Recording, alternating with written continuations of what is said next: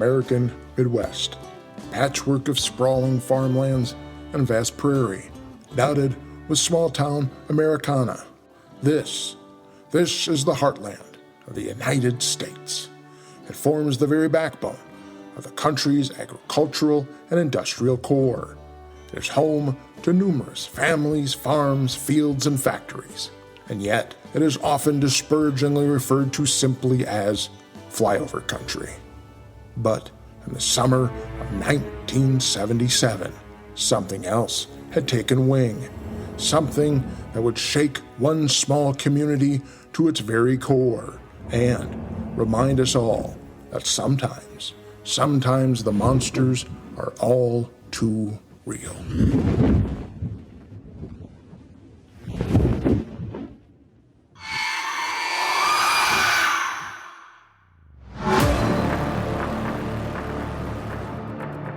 History is rife with tales of the inexplicable and the unknown. Stories so bizarre, they send the fingers of doubt creeping into the recesses of our very minds. Join us as we investigate.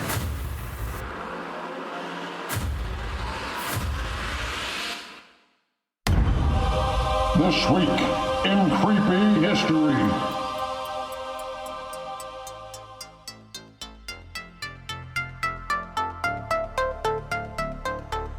Hi, I'm Laura Kram. Welcome to Season 1, Episode 2 of the Creepy Acres podcast. This week in Creepy History. And with me today is my co-host, the one and only Sam Squatch. Hi, Sam. Oh, hey, how you doing, Laura? Oh, my God. Hey, I think we need to point out again that this is the only podcast currently available with a Bigfoot as the co-host. You know what I'm saying?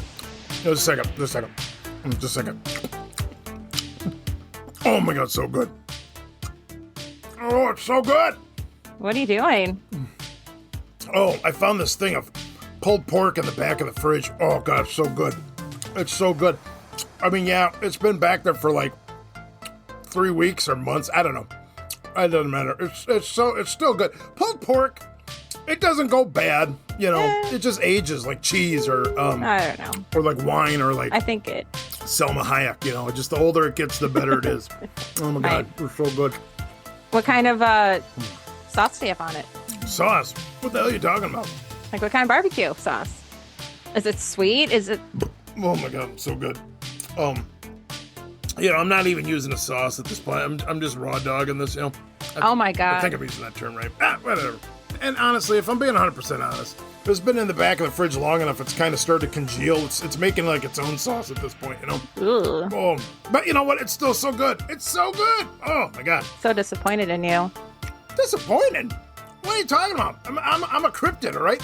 Half of us eat roadkill. This is a step up from what I normally eat, all right? I mean, this at least doesn't have rocks and gravel and shit in it.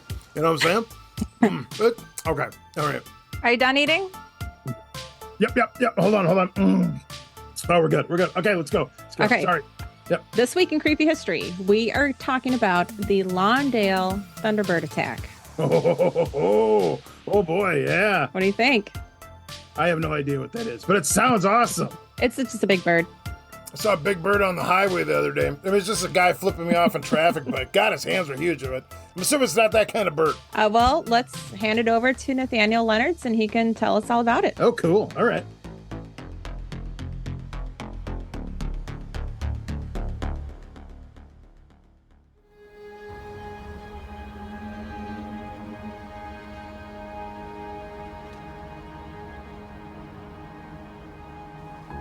Lawndale, Illinois. It is the quintessential small American town, although calling it a town is perhaps being generous. With a mere 250 citizens, this sleepy village consists of a single bar, one grain elevator, and a post office. The smattering of simple houses and converter trailer homes nestled in between. It is quaint, it is quiet, and it is safe. It is the town where nothing ever happens. That is, until July 25th, 1977. It is a warm and humid Monday evening as Jake Lowe and his wife Ruth clean the family camper, which is parked in the driveway of their Lawndale home. They are accompanied by another couple, Jim and Betty Daniels, two friends visiting from nearby Lincoln, Illinois. Meanwhile, the Lowe's 10-year-old son Marlon is in the backyard playing hide and seek with two friends, Travis Goodwin and Michael Thompson. Unfortunately, this picture-perfect summer evening is about to become a waking nightmare.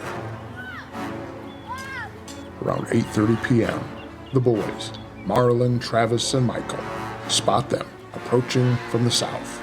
Two silhouettes taking shape against a summer sky that is quickly giving way to dusk. Perhaps the boys thought they were looking at two small airplanes flying low over the town.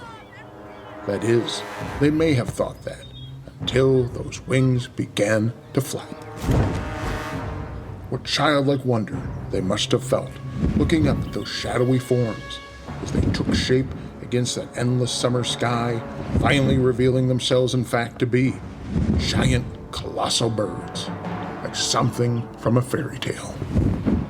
And what horrors must have flashed through their young minds as they realized that those monstrous predators were staring back at them.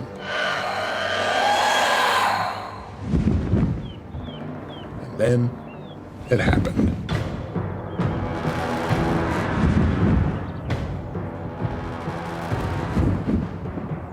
Travis Goodwin is targeted first as one of the two feathered monsters drops from the sky and rockets toward him. Instinctively, Goodwin dives for cover in a small, shallow plastic swimming pool sitting nearby, and just in the nick of time. But the winged horror has no intention of leaving empty-handed, begins to circle back.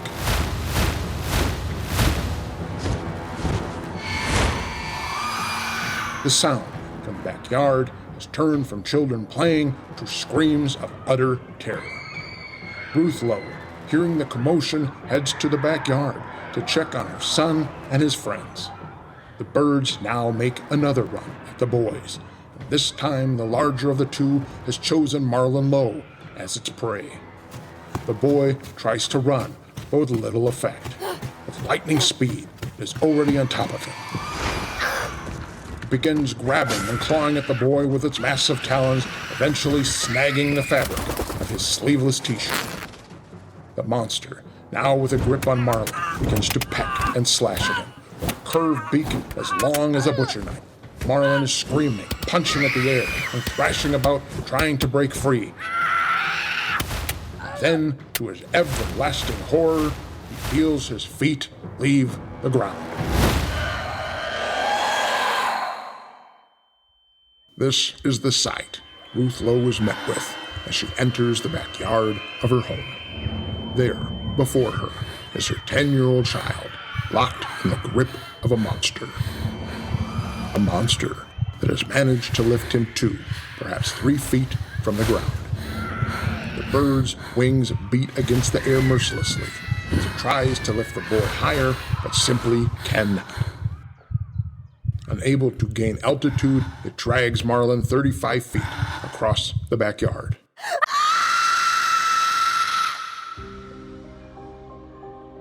What happens next is a blur. Perhaps it was Marlon's efforts to break free, or perhaps it was Mrs. Lowe's screams of terror, or perhaps it was some combination of both. But the outcome is the same. The winged nightmare drops the boy. The feathered monstrosities then attempt to roost in a nearby tree, but are unable as the branches simply cannot support the tremendous weight. So once again, they are forced to take wing. This time they decide to abandon would-be prey and exit the area. Marlon's father Jake and the Lowe's guests Jim and Betty Daniels were now also seeing the colossal birds. as they just clear the top of the camper, fly under some nearby telephone lines, and head off toward the north, toward Kickapoo Creek. All 7 witnesses that day describe the exact same thing. Mrs. Ruth Lowe would later tell police, "It had a white ring around its foot and had a long neck. The rest of the body was very black.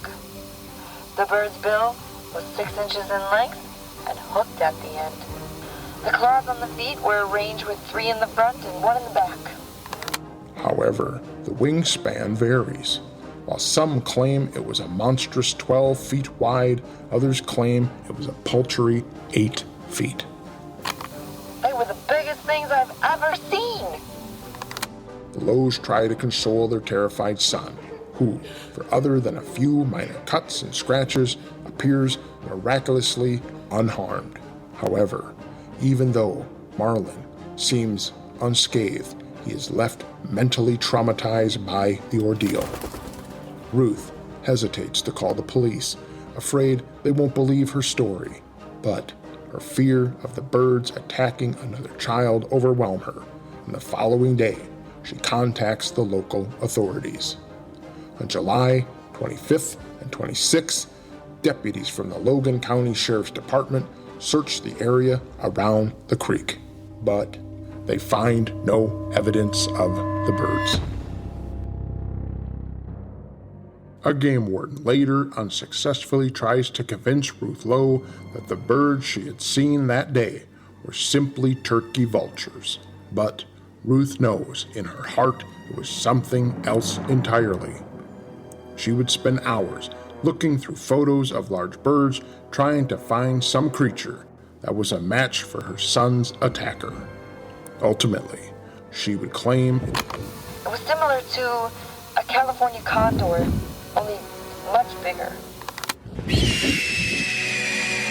However, not everyone dismissed the Lowe family and their claims. Several newspapers would pick up the story and continue to update readers over the next few months as the 2 birds continued their journey across Illinois.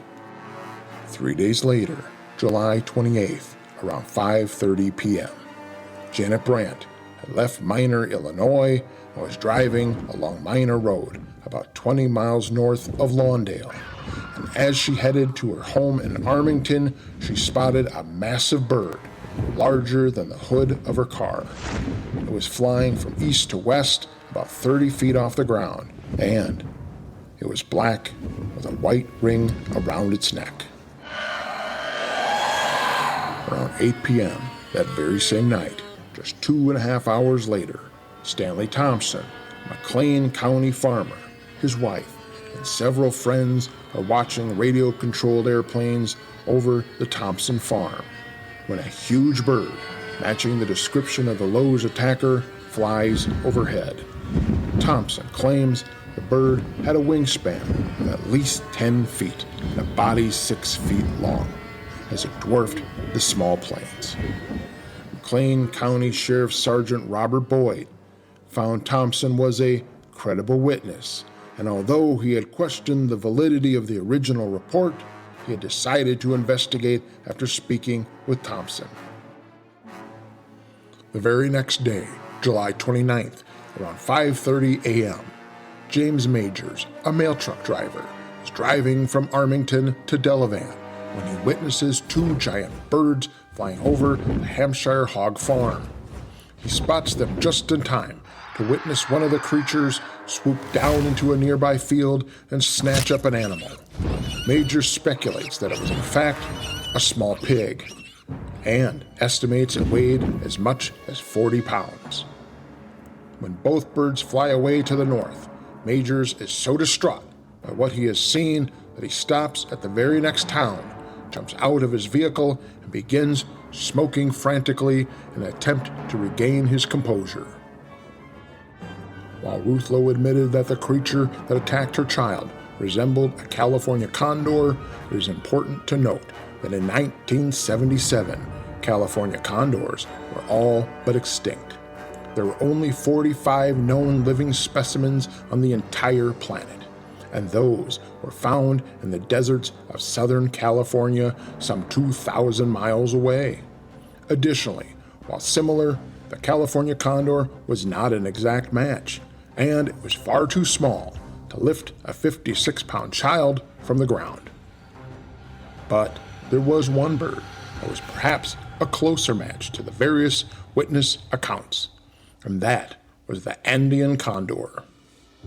This king of the Andes is black with a white ring around its neck and has an 8 to 10.5 foot wingspan.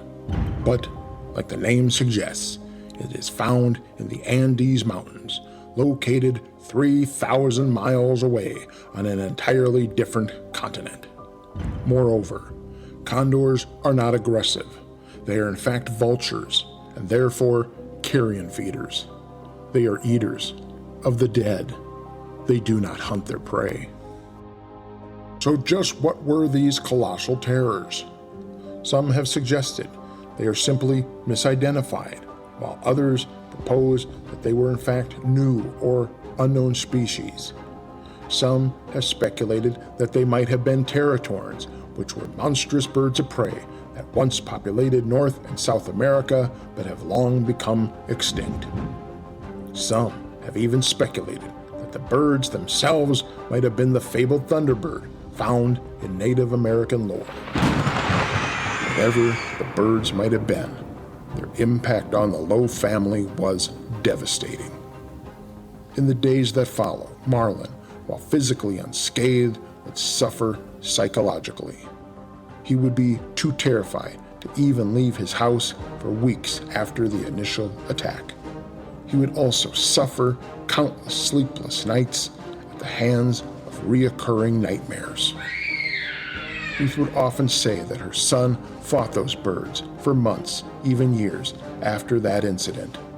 Besides Marlin's clear signs of PTSD, the Lowe family was mercilessly tormented and harassed. Wildlife officials would claim that the attack was a hoax and simply impossible. And journalists would hound the family. To make matters worse, the Lowes were mocked and ridiculed by the other residents of Lawndale. Dead birds would be left on the front step by cruel pranksters, and Marlin would be dubbed Bird Boy by the locals. Even Marlin's father, Jake, would find his son's ordeal the butt of jokes at his workplace. In many ways, the cruelty visited on the Lowe family following the attack, and little Marlin in particular, was worse than the actual event itself. In the end, we may never identify the birds that Marlin Lowe faced that day, but instead we may have to settle for knowing the kind of monsters that attacked him after.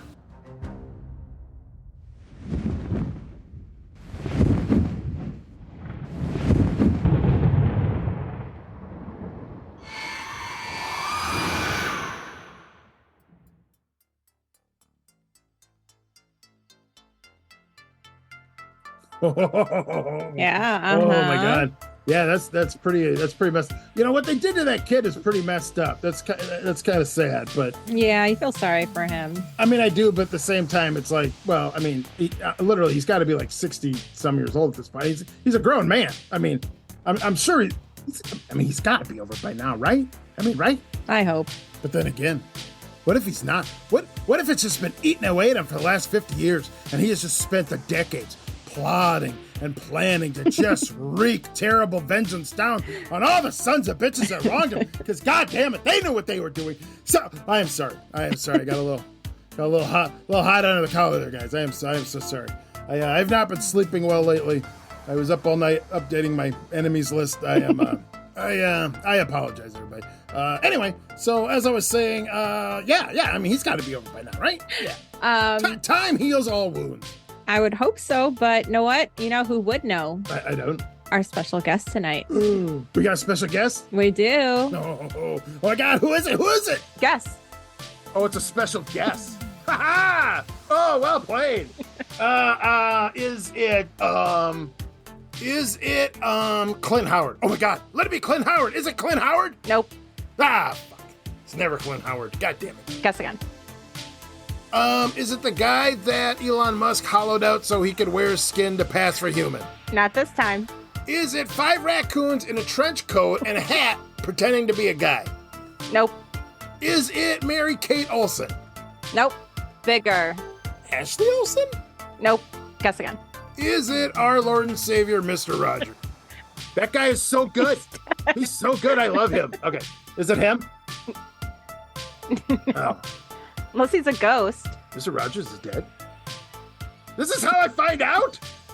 Oh my God. Oh my God. Are you okay? Do you need a tissue? I'll live. Oh my God. All right. All right. You know, I don't know. Who is it? It's Troy Taylor. Troy Taylor. How the hell do we get Troy Taylor? Dude, I don't know. I'm fangirling over here. As you should. Wait a minute. Are you putting on chapstick? I am. You're putting on chapstick? Are you? For a podcast, yes. For a pocket? Good Lord. Wow. All right. I see you're dolling up your makeup a little bit. Oh my God. You are getting ready. He is, oh boy. All right, here we go. Do you know who he is? Do I know who Troy Taylor is? Yeah, I know who Troy Taylor is. Yeah, of course. Tell me. All right, tell me. Let's hear it. Well, for starters, he wrote like a book or like 100 of them. More. All right. Look, he is the author of like 140 some books, okay? It's like him and Stephen King and like Nick Redfern could all get together and have a contest of who could build the biggest tower using their own books as the bricks. You know what I'm saying? Think of the word count on that. That's just... I mean, that's got to reach to the moon. I mean, at least, right? And back. Let's not get crazy. I mean, there's a limit, for the love of God. I mean, do you even know how... Oh, whatever. The point is, that's enough books. He can make a house. Yes. You could make a house with that many books. My God. It's impressive. That is pretty impressive. And he also has a podcast. Oh, my God. I mean, I don't know if he knows this, but so do we. I mean, yeah, they've been doing theirs for 7 seasons, and we're only on our 2nd episode, but I mean, we're basically the same. Yeah, look at us. It's not like there's so many podcasts out there that we're just gonna get lost in the shuffle. I mean, come on. Never. I feel like that was sarcastic. God damn it, Laura Kram. He also does dinner events. Ooh. He also does the haunted Alton tours. I mean, the guy does so much. I just gotta ask. Do you think he employs ghosts for his tours? You know what I'm saying? Like, does he have ghosts on the payroll? He's been doing this for such a long time, probably. Oh my God, what'd you even pay him with? He's like a Renaissance man. This is cool. All right. Well, our guest today is author of countless books. I think he's at 140-ish on crime and supernatural history, including Monsters of Illinois and Weird Illinois. Today we have Troy Taylor. Hey, how are you guys? Good. Mr. Taylor, Troy, it's an absolute pleasure to meet you. Good to be here. You're also the owner of American Hauntings Ink. Yeah, he is. And you have the Alton Hauntings. We're at Chicago, Haunted America Conference. You have a podcast called American Hauntings with Cody. And all around, this is what you do. Oh, my God. I'm exhausted just listening to that list. Oh, my God. Troy, at this point, is there anything you don't do? Yeah, I'm busy. Yeah, I'm busy. We can leave it at that and just say, hey, this guy does nothing but this. It's what it sounds like. What are you running from? Oh my God. Yeah, exactly. It seems like it, right? So really quick, Troy, how did you get into the paranormal and all the weird stuff? You know, it's something I've just been interested in all my life. And I always blame it on my grandfather. He was a police officer in the early 1900s. He was an Irish immigrant who loved to tell me when I was very young, too young to hear his stories. Yeah. All his crime stories and all his incidents on the, working for the police, and would tell me all kinds of ghost stories and things. And I think it just sort of soaked in. And I have just always been fascinated with it. I knew I always wanted to write things, and I have never really been interested in writing fiction or novels or anything.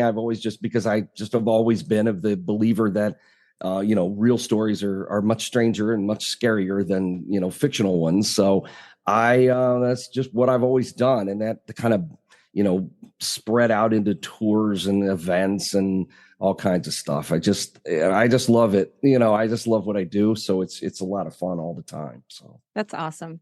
Okay. So today we're going to talk about the Lawndale incident, which happened in 1977. Do you want to give us a little rundown on what happened? A little recap? So yeah, this is such a weird story. Anyway, because I really been interested in giant bird things for a long time. I've spent most or a good part of my career as a writer and doing tours and stuff in Alton, Illinois, which is a big reputation for being haunted. But before that, we had, and I guess you would still call it sort of the mascot of Alton, is what's known as the Piazza bird. I'm not going to lie to you, Troy. I was today years old, like literally this exact second, when I realized that it was pronounced the Piazza and it was not pronounced Piazza. And I don't even know why the hell I would have thought that, because now that I think about it, that sounds like Spanish or Italian or something, which makes no goddamn sense. But so anyway, for our audience who is not aware, what is the Piazza? What is the Piazza bird? What is that?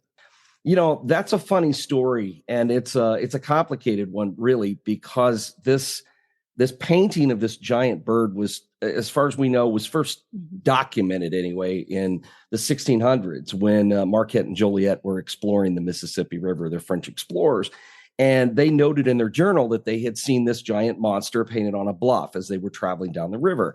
And that was really kind of the end of the story until about, maybe a couple hundred years later, when settlers started coming to the area and started this town, and there's still this big bluff with this monster on it, and everybody's curious about it. People are talking about it. They don't know what it is. It did not have a name. It didn't have a name. Oh my God, what a shame. There is nothing settlers love more than renaming the native people's stuff. You know what I'm saying? Yeah, that's a good point. Yeah. Oh yeah. There was a creek that ran right through the middle of what would become downtown Alton called Piazza Creek. Okay, I'll come back to that because people wanted a story to go with this monster. So There was this guy named John Russell who lived in town, and he was a professor at a little college that had started in Alton. He was also a Baptist minister, and he ran his own newspaper. And he thought it would be fun to create a legend for this monster. So he decided to call it the Piazza, which was named after the creek through town. He said that Piazza meant the bird that devours men in a Linawick language. It doesn't. It actually, the Piazza, it translates to water panther. It was this monster that lived in the river. It did not fly. It was not a bird. It was a different kind of monster that the Linawick had as part of their legends. But all these white people, they have no idea. That sounds like a good story to them. So he makes up the story about how this monster was eating everyone in this Native American tribe, and the chief of the tribe comes up with a plan. They kill the Piazza, and it dies in the river. So then they painted its likeness on the bluff because as a tribute to its ferocity. So he was just having fun with it. It was just supposed to be a funny story that he made up to entertain his kids. And instead, it started getting picked up in newspapers all over Illinois as a true story, as the history of the Piazza. And to this day, there's still signs that say the history of the Piazza, even though he never meant it to be anything. So, oh, wow. Yeah. So, with the creek and everything, and people just assume that this was the real bird. Well, the image that you see, that is what the settlers saw. That's how it was described. That was painted on the bluff. So everyone sort of always wondered if there might have been a real story behind this. Now, Russell's story was not it, but there still could have been some sort of huge, ferocious creature, right? So, and he even told this story about how a Native American man had taken him upriver near where Grafton is now, and they had found a cave filled with human bones. And his idea was that, this must be the lair of the Piazza. But the thing is, we're supposed to believe his story, even though he's the guy who made up the story in the first place. So I was very doubtful, but I kept finding other references to other people who claimed they saw the cave. So I can't tell you one way or another if it existed or not, if there really had been some kind of bird. But it's become a really important story. Cryptid people, I've seen it pop up in articles and books and things, and they will tell it like it's a real story, not knowing that it was made up. But still, it was there. right? So Yeah. the painting was there. And the funny thing is that Alton, back in the 40s, there were all these sightings of a giant bird over town, and so big that people were mistaking it for an airplane until it flapped its wings. And some of the people that saw it, a couple of guys that saw it were World War II veterans. This was in 47. One of them was running the Western Military Academy in school, and he had a buddy who had come by to talk to him one day, and he had also been in the Army Air Force during the war. Both of them saw this thing, thought it was a plane, and then, of course, it started flapping its wings, and they realized that it was a bird like nothing they'd ever seen before. It was so huge. So, ironically, after the Piazza, you still have all these sightings, and it began to be seen all over town and in St. Louis for about the next week and a half before it just sort of disappeared. Whoa. Hold on. Right. All right. I just need to recap this once for myself so I make sure we're on the same page. All right. So what you're saying is that on this bluff overlooking the river, all right, there is this giant beast painted, okay?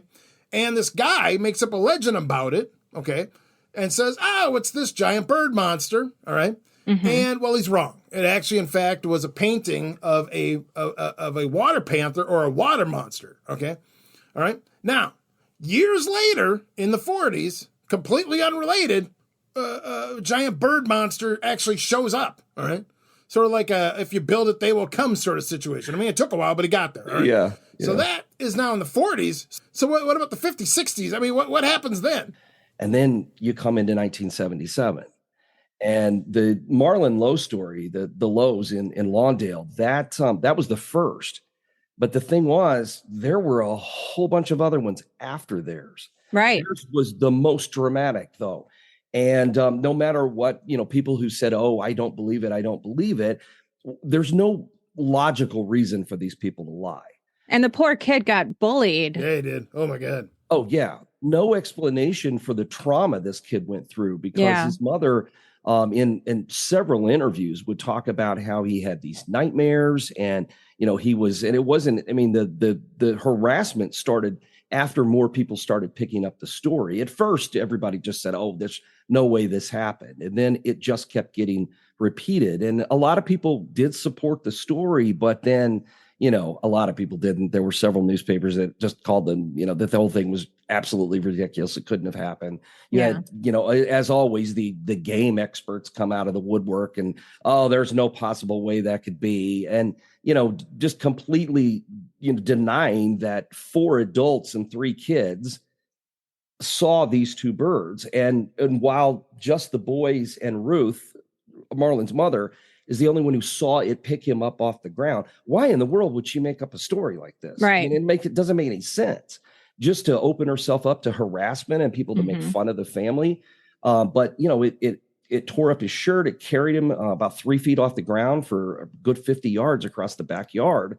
And, if he hadn't have been fighting against this thing, maybe it would have carried him even further than that, or carried him up high enough that he actually would have been hurt when it let him go. Who knows? Right. And honestly, that's not that far-fetched, all right? Because vultures will actually pick up bones and fly them way up in the air and then drop them on the rocks, all right? So they crack them open so they can get to like the marrow and stuff inside, which by the way, I will admit right now is the exact same way I solve a Rubik's Cube, all right? I just dash it on the rocks, okay? And then I put it back together, all right? Because what's the alternative? What am I going to do? Peel the stickers off? That takes forever. And not to mention, it never looks right after. Anyway, the point is, I don't think that it's that far off that this thing could have conceivably flown him up to a great height and then just dropped him. Yeah. And he wasn't some little thin 20-pound kid. I mean, he was 50 pounds. Yeah, this was a good sized kid. I mean, they were old enough that, he was heavy, and when the other adults and his dad came running into the backyard, they saw the birds flying away. There were 4 witnesses to the actual attack and 7 people who saw these things. And whether anybody else did or not, no one ever came forward. But Ruth did report it not because she was looking for attention. She reported it because she was worried that if it picked up her kid, what if it'd been a smaller kid that had been in a backyard somewhere when it by chance had come through and picked up a smaller child? So there's no telling what could have happened. Yeah. So I don't know. It's one of those stories that it's so wild that you just want to go, oh, come on.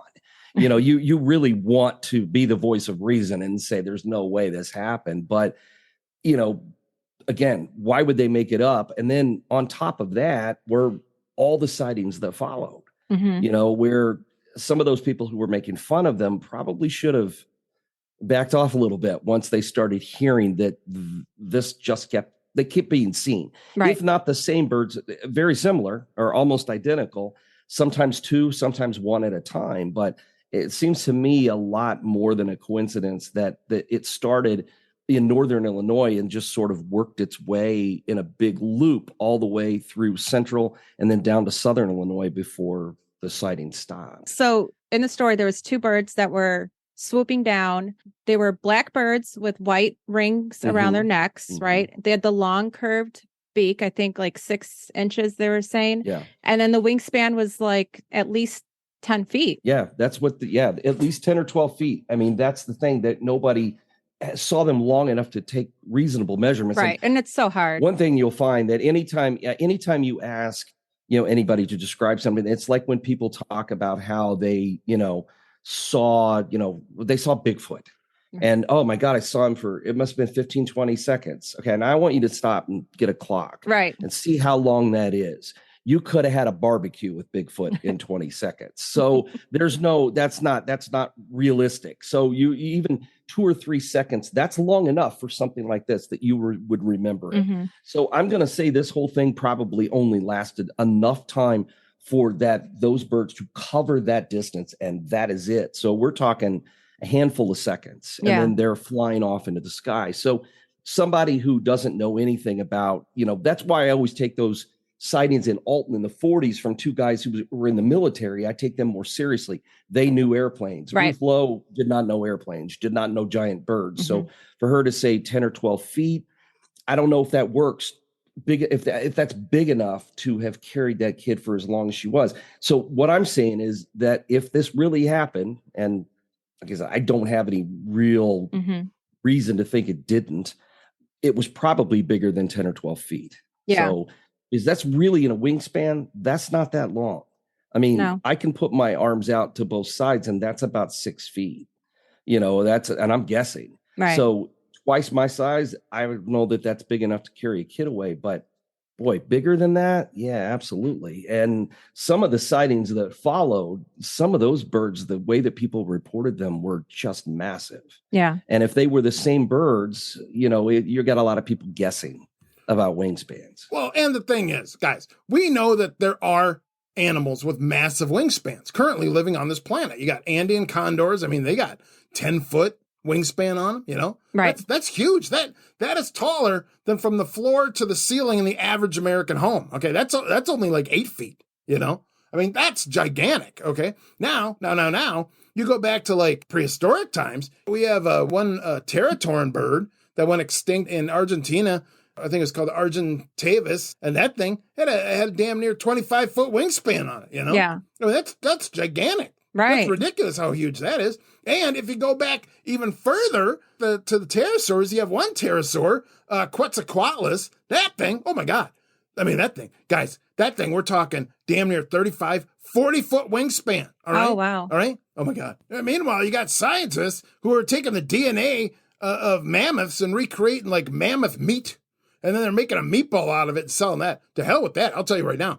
Buffalo Wild Wings, you need to bring back the Quetzalcoatlus or the Argentavis and make a goddamn Buffalo Wild Wing out of that. Holy shit. Can you imagine? Oh my God. I mean, I don't know if it's scientifically ethical, but goddamn, it's delicious. You know what I'm saying? Yeah.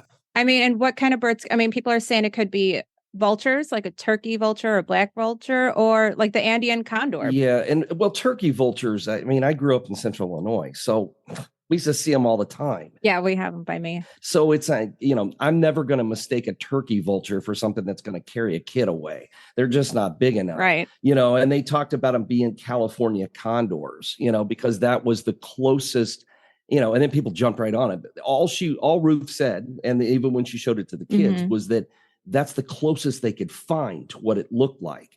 It wouldn't match the wingspans. And besides that, at that time, California condors were almost extinct. Right. And they were only in California, hence the name, right? Right. So, but they were almost extinct at the time. And so it's very unlikely. Let's put it that way. I shouldn't say impossible, but I mean, the whole thing seems impossible and it wasn't, but I think it seems unlikely that it was a California condor. They're not big enough either. They can't carry this stuff away. Right. I mean, a little while later, there was the sighting where people saw the bird sitting on a pole that dropped a huge rat. Oh, yeah. Another time, there was the guy on the road who saw it pick up a pig and carry it away. And that ain't light. So even a small one, that's not light. So these things, whatever they were big. You know what? I just got to say, this whole thing smacks of like some bored rich guy's exotic pet got loose, and he's just not telling anybody because he wasn't supposed to have it anyway. You know what I'm saying? No, I know, right? Right. Every Black Panther story. Yeah. It's a wrecked circus train. Yeah. It's but the funny thing was that did happen sometimes. And, these days, if this happened today, I'd probably think that exact same thing. Because people keep some of the weirdest pets. Oh, yeah. Just 2 weeks ago, in my hometown in Decatur, Illinois, somebody snagged a 15-foot alligator. There aren't any alligators in Illinois, but it turned out some guy, some drug dealer in town kept it as a pet. And his neighbors were supposed to be watching it while he was out of town, and they let it get loose. So we had an alligator on the loose in town. Apparently, that's the story I heard from the land of Decatur. So look, introducing invasive species to an area, that's like the favorite pastime of like any drug dealer, okay? I mean, at this point, I wouldn't be shocked to find out that Mother Nature herself didn't create drug dealers and tiger kings with that specific intent. Like that was the whole purpose, you know what I'm saying? Like some sort of meth-fueled Noah, you know what I'm saying? And to prove that point, keep in mind, there are currently hippos just wandering around Colombia. They're not even on the right goddamn continent. It's crazy. Troy, what kind of pets do you have? Yeah, just a cat. So, yeah, and he's half blind and too dumb to even go outside. So, yeah, we're safe from him. So, no one else came out telling the story, right? Like any of the kids that were there, right? No one else said anything. Yeah, we know their names. They didn't get witness interviews with them. Now, there were some of the people who did go to talk to the family, but only talk to the Lows. And Marlon, to this day, doesn't talk about it. He does not do interviews. He never talked about it. Ruth did some, but that was about it. But I mean, he was really picked on in school about it. They called him Bird Boy. People used to leave like dead birds on their porch. Oh, that's so sad. Stuff. But he was so traumatized by it, according to his mother, like part of his hair turned white that summer just from the trauma, not from the sun, but actually just from being the shock of what had happened. And so, I mean, there was a lot that they dealt with. And he was only 10 years old? Yeah. But they stuck with the story. I mean, after all the people who picked on him and put nasty, articles in the newspaper, they never backed down to the story. They always swore that it really happened, that it was true. So again, why would you make this up? Right. I mean, it's not even, what do you think you're going to become rich and famous because you got picked up by a bird? No, or your kid did. No one cares. They're not going to care that long unless you could catch it and put it in the carnival. Right. It's just not going to be anything that anybody's going to be too impressed with. So why lie? Well, hold on. I'd like to take a moment here to remind everyone about Balloon Boy a couple years back. Remember that nonsense? Well, yeah. Where the dad, who was like some reality TV star guy or whatever. Yeah. He was like, oh no, my kid went into this balloon that I made and he's up in the sky and everyone freaked out. And then they found the kid and right on national TV, the kid just outed his dad and was like, well, you guys remember you had me hide in the attic and said it was going to be part of the show. Remember? I mean, yeah, let's not forget that crap. Yeah, that is true. But wasn't he some kind of, I remember the story. Wasn't he some kind of crazed inventor or something trying to start a company and use that for publicity? So, yeah. I believe so. And also you have the ills of reality TV and social media that kind of spurred that on. Like that stuff didn't exist back in 77. So. Right. Not in 1977. No. Right. Yeah. In the summer of 77, the only people were talking about was Star Wars, I think. Oh my God. So I don't. Yeah. Well, they could have sold it to like one of those supermarket tabloid papers, but I mean, how much could they have gotten? Yeah. I mean, it just, there just wasn't.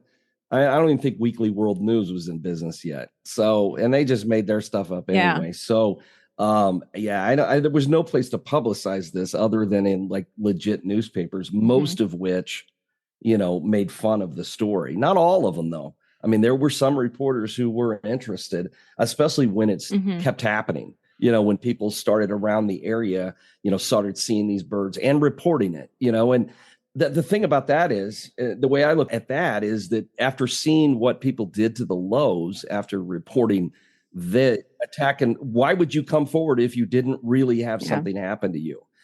Just so you could be, made fun of and criticized. That doesn't. Yeah, no one's going to say anything. So that's the stuff that continued to happen was pretty crazy.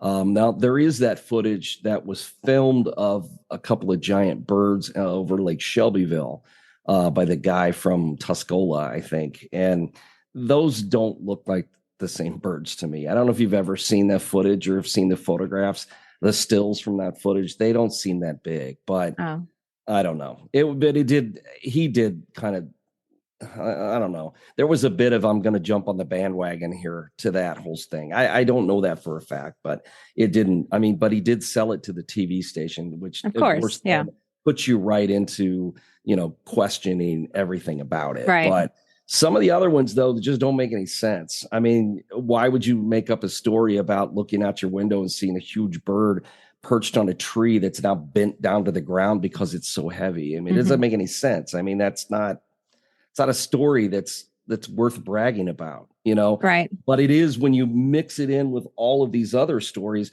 then it becomes very strange. The footage that you mentioned, I believe that is actually in the Small Town Monsters movie, Terror in the Sky. Oh yeah, it is. I believe so. Yeah.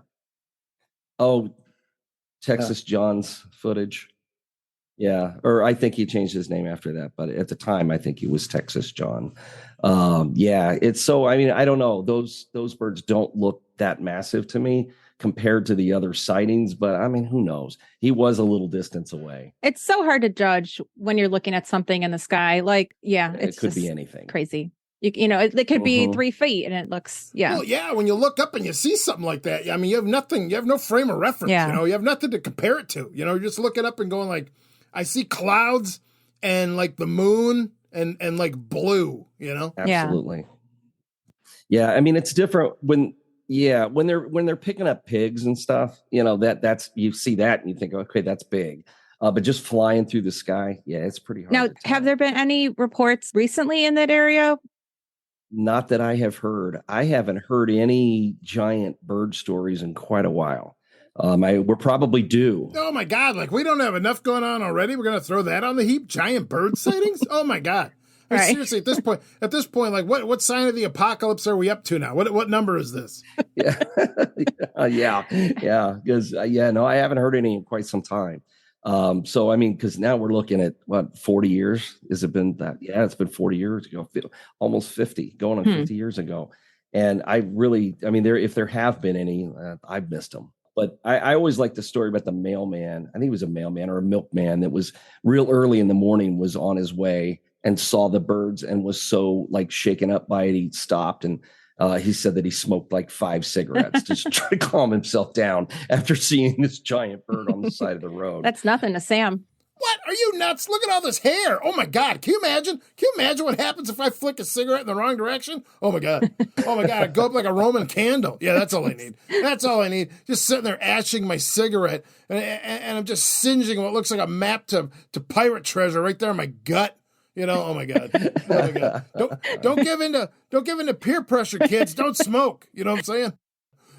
But speaking of peer pressure, I mean, what they did to that kid, what they did to Marlon, I mean, it's no wonder no one else came forward. I mean, good God. No wonder why so many people don't want to share the stories, Yeah, right. Yeah, exactly. Yeah, nobody was going to jump on that bandwagon, but then other people did come forward, though, man. So I don't know. If they didn't see anything, it seems like a silly thing to do, to put yourself out there as a target for more ridicule, but I don't know. But I guess I think the same thing. Well, I don't know. I was going to say I think the same thing today, but man, I've seen some so-called trail footage and things that are obviously photoshopped. And, like you said, social media now today, it's much more lucrative, I suppose, or at least for attention, to come forward and say that you've seen something. I mean, I've seen some really dumb things that people claim are real, and it's just, come on, man. I don't know. I think maybe that's why we haven't had any giant bird sightings, is because, maybe today it's a little easier to prove something isn't what someone says it is than it used to be. Yeah. But like, honest to God, guys, there could be like 1 million giant bird sightings and we'll never know because no one cares, Look, what I mean is we now have the U.S. government telling us, hey, you know what? UFOs are real. All right. They're here. We don't know who they are. We don't know what they want. Their technology is more advanced than ours. There's nothing we can do about it. And everyone's just like, yawn. Oh, well, who cares? Yeah, is that all? Yeah. You know what I mean? I mean, like at this point, like, you could have a giant bird sighting, but people are going to be like, oh, it's just a giant bird? Yeah, it's a pterodactyl, or something. Yeah. Mm-hmm. Yeah, you could have a pterodactyl and people will be like, yeah, I saw that in that Jurassic Park movie. Big deal. Big whoop. Yeah, you're right. That's a good point. Yeah, you could never get away with the, that person footage, from the creek bed today. It'd have to be, Bigfoot would have to have been, driving a car, through the canyon instead. It would never be exciting enough for people to care. Right. And even if you did have like actual physical evidence, right, like a body, people still won't believe it. I mean, just the stuff that you can do these days. Yeah.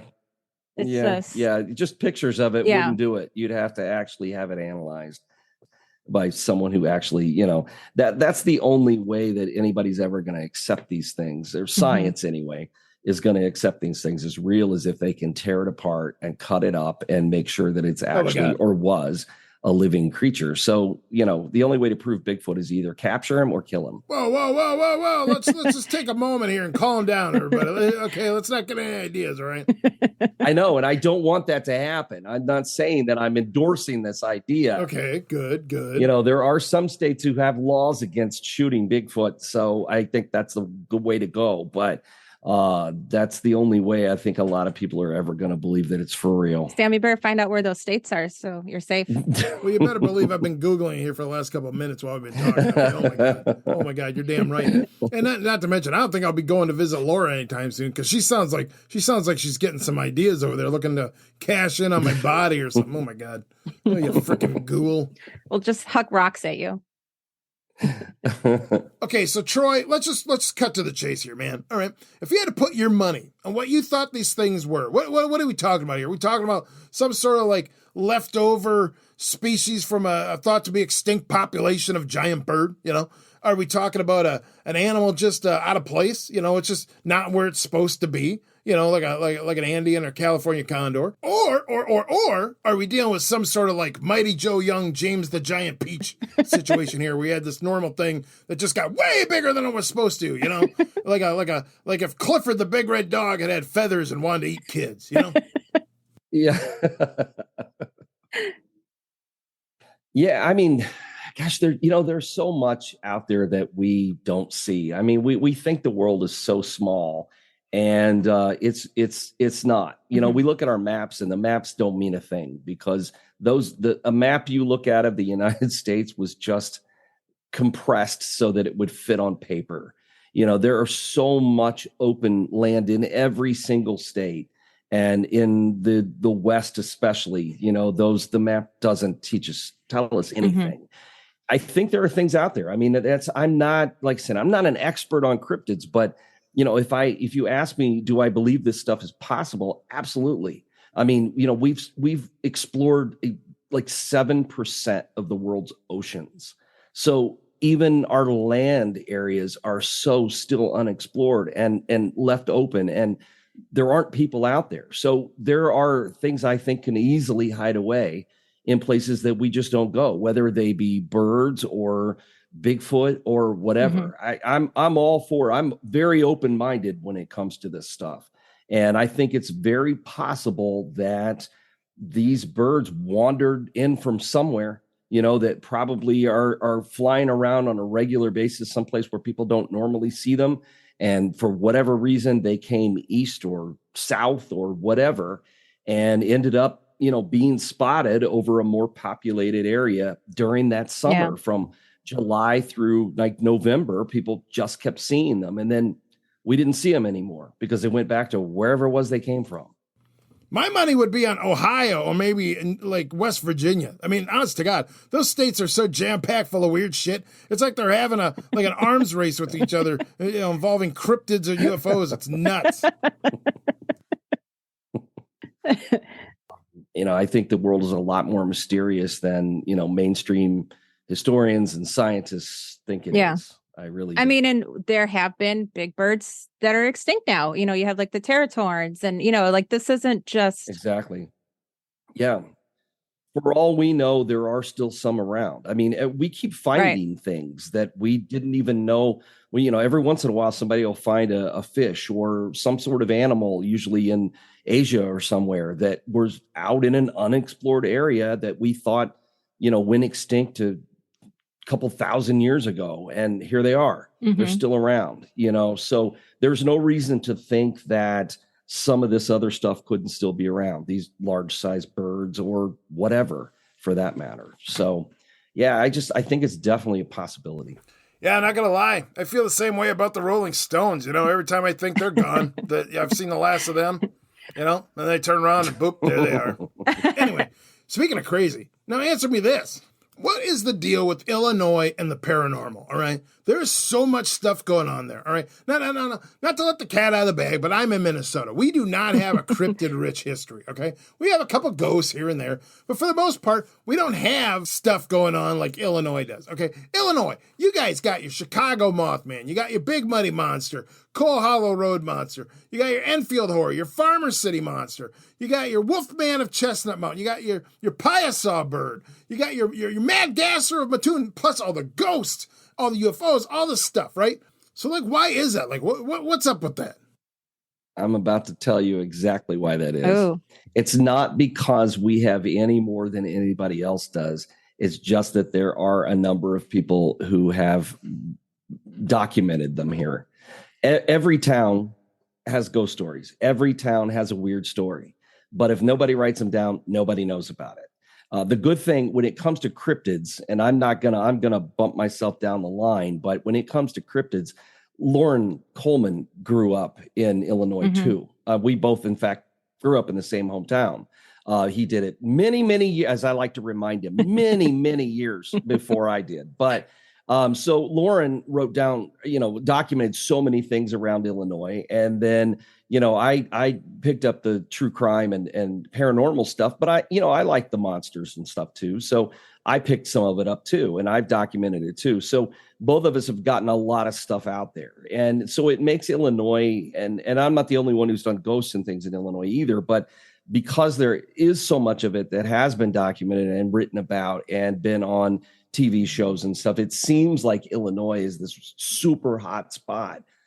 Honestly, I think it's just as active as any other state as long as people start documenting and writing and doing the research on this stuff. I always think that I've covered a lot of things, and then I start going through like old newspapers and stuff like that maybe I hadn't gone through before, and I find tons more stuff. It's just a matter of digging it up. It really is. And so it seems like Illinois is hotter than it is, but it's active, but so's everywhere else. You know what? I hear exactly what you're saying, man. I hear you. And that sounds like a shocking amount of work. I am incredibly lazy. I'm not doing any of that. But thank you. Yeah. Yeah. Well, it's as long as you don't think of it as work, it stays fun. Well, I, for one, am glad that you have decided to pick up that cross and bear it, because I am not going to do it. That is just way too much work. But thank you. Thank you, sir. Thank you for your service.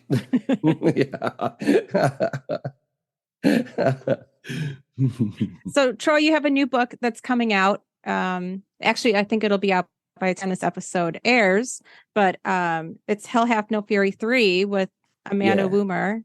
Mm-hmm. Yeah. Amanda Woomer. She has done a few books on different things, but she edits a journal called The Feminine Macabre, and it's women. It's women, usually about women, written by women. Yeah. And so, and she and I have been friends for quite a while. And so I thought it would be fun to get her involved in a series of books that are about women who murder people.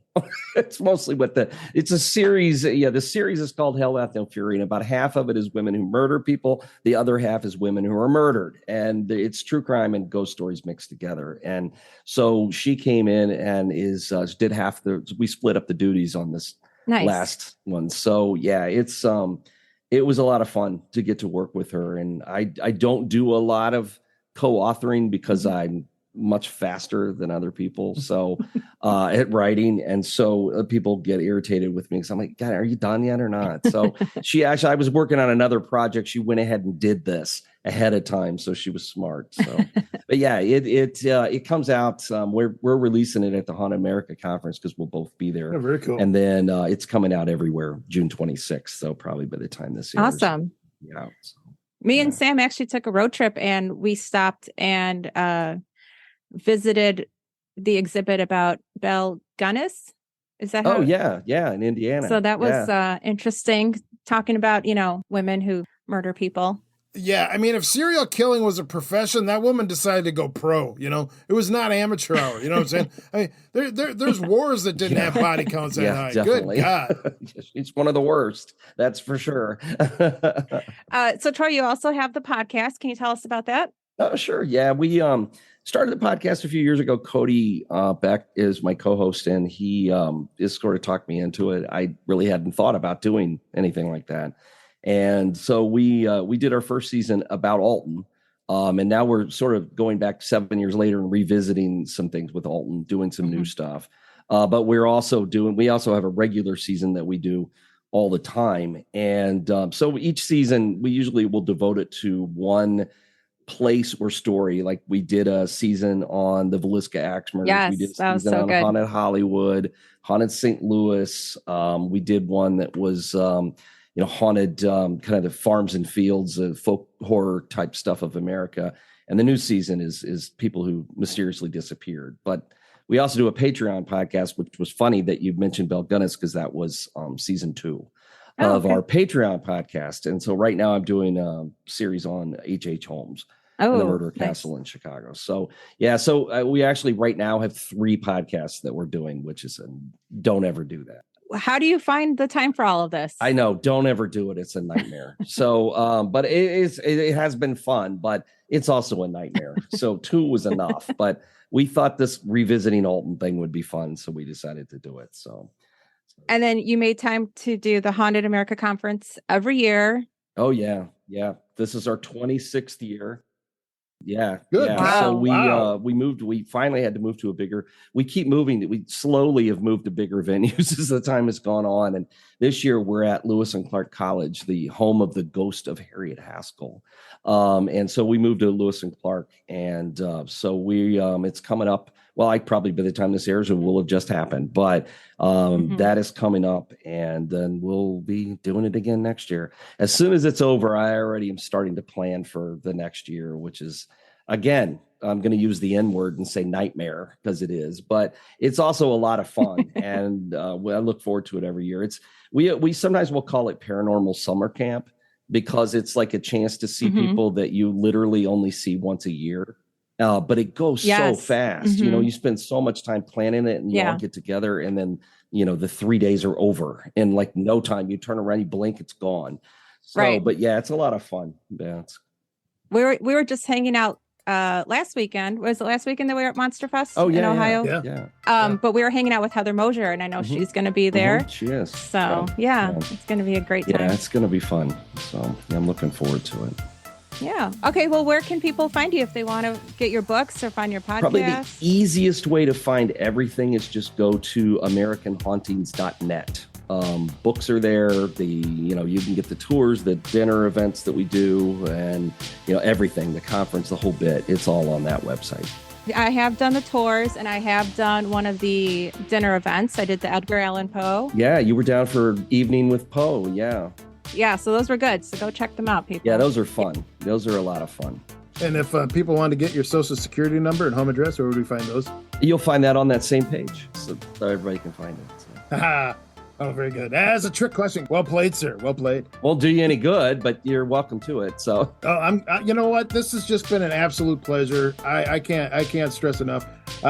Especially like the giant bird stuff. It's not my forte. In fact, birds, they just kind of creep me out in general. So I'm glad you were here to really walk us through this. So thank you so much for being here. This has been an absolute pleasure. Sure, absolutely. All right, thank you. Yeah, that was fun. Thanks, guys. Troy Taylor, he's a pretty good guy. That went pretty well. Yeah, I like him. He is very knowledgeable. Yes, he is. You know what? The guy's an author. He's got the Podcast. Yeah, he's got a podcast. Tours. He's got the tours. Events. He's got the events. He's got the dinners. I mean, the guy's got it all. And he does. He's got that awesome beard. My God, it's luscious. Very. You know what? You need to ask him what he uses. I do. I'm having serious beard envy at this point, I just have a hard time imagining myself asking another man for, beauty tips. You need some help, for sure. You know what? I do. I really do. I know what? I say it out of love, Sam. I do. Oh, thank you. You know what? Thank you so much. Hey, you know what? You ready to get out of here? Yeah. Why don't you do the outro, all right? And then let's get out of here. And you know what? This time, drinks are on you. I bought last time, so they're on you. Let's get the hell out of here. Okay, I can't have too many, though. More for me. I don't care. Let's go. Come on. All right, here we go. Well, thank you so much for joining us today.